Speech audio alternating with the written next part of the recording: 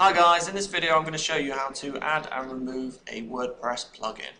So if you go in and log into your website, you go over to the plugin section and you'll see a range of plugins that you have on your website. Each website will be slightly different based on what it does and what it needs.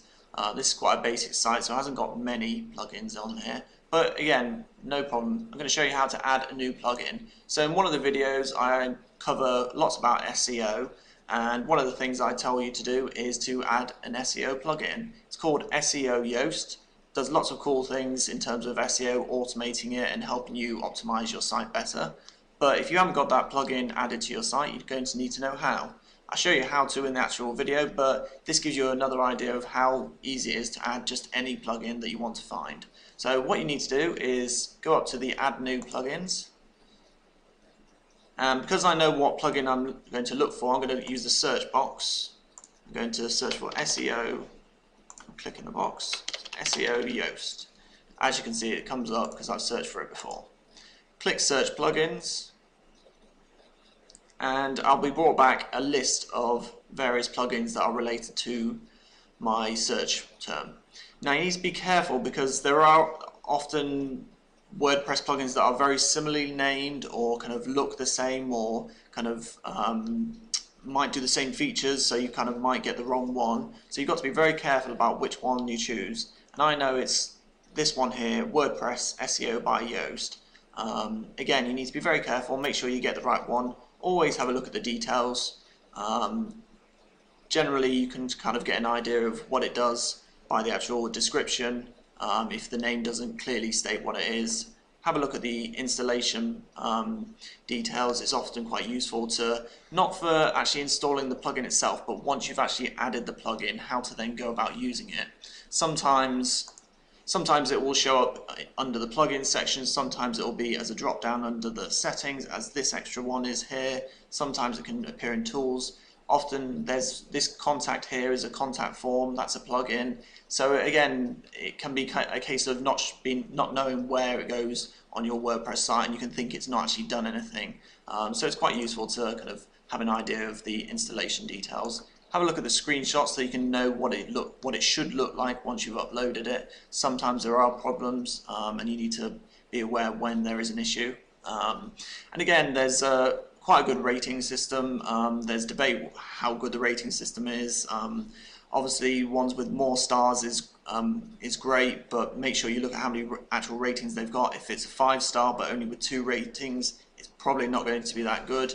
This one's got nearly 5 stars with over 3,000 ratings, nearly 7 million downloads. It was updated just 3 weeks ago, which means they're all ticks when you're looking at a new plugin.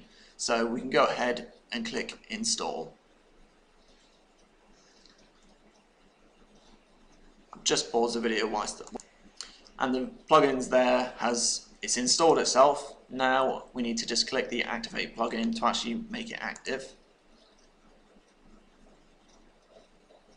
And as you'll see, now we can see WordPress SEO is down there at the bottom as a plugin that's been activated. So that's very basically how you get your actual SEO plugin added. And it's the same process for any plugin that you want to actually use on your WordPress website. You just need to find the right one, make sure that it's suitable. And actually, before you've actually added the plugin, I should mention to make a backup of your website. Hopefully you're making regular backups, so you won't need to necessarily worry about it all the time. But if you haven't made a recent backup, it's definitely something worth doing. As you saw, we had no problems at all with this plugin. It's very well maintained and updated, so any bugs are quickly kind of removed or updated. But you can sometimes have plugins that don't work for some reason and can affect your site. So in the event something goes wrong, you want to be able to get back to your older version. Just one final thing on the adding of that SEO plugin. You can see that it's been added as a completely new menu bar item. So if we just click on it and we'll close the sign up, and you now basically have a variety of drop downs, and that actually lets you now start using that SEO plugin. We could start adding meta titles and doing all the useful features that that particular plugin allows. So that's how you can add a plugin to your WordPress website. Let's say that you've use the plugin but you no longer want it, such as this restricted site access. I use this sometimes when I'm in development stage or just on a site that I'm kind of playing about with, testing a few ideas. So that plugin, actually I don't need it anymore. As you can see, it's actually deactivated at the moment. I know that because it actually says activate. So when it says activate, it's actually deactivated, and when there's an active plugin, you'll see here as the SEO one we've just added, it says deactivate. The other way you can look at which ones are active, inactive, is just click the inactive and active buttons up the top. So if I click inactive, these are all the plugins that are actually on my hosting on my website in the background, but they aren't actually active. So they're not actually doing anything, but they are there taking up space. So again, might be a good idea to get rid of them if you don't plan to use them anymore. And that's the case with this restricted site access one. So all I'm going to do is simply click the delete button.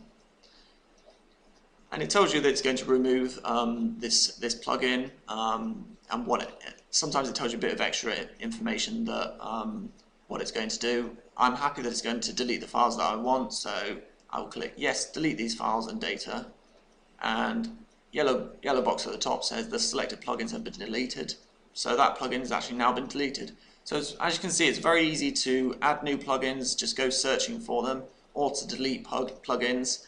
Just be careful deleting plugins, make sure they really aren't doing anything on your website. If you're not sure, if they are active and you're not sure, maybe do a search in Google, post a question on wordpressminer.com, but just kind of be careful. You don't want to suddenly lose a feature on your website that is really important. So that's very quickly how to add and remove plugins on your WordPress website.